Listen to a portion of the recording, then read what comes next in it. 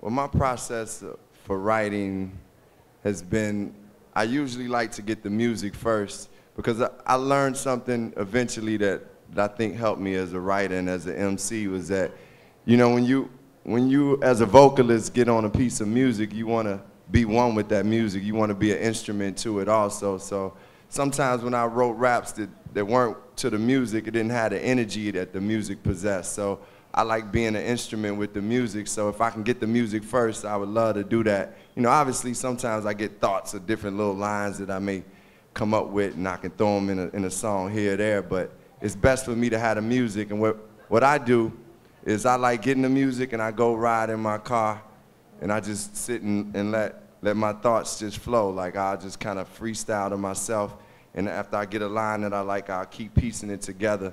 And I usually never write the whole song that day. I might go until the time feels like where I'm just forcing it. If I feel like I'm forcing it, I can't do it anymore. I just stop and come back the next day. But I really like riding and writing because it's kind of therapeutic in itself too. And I like being out here on the West Coast is really good because you get to see the water sometimes and write.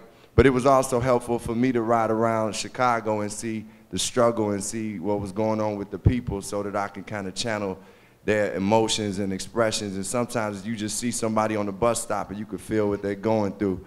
You know, not this particular song, but I did a song called It's Your World, and I wrote about this prostitute, and I actually really sat and talked to this prostitute.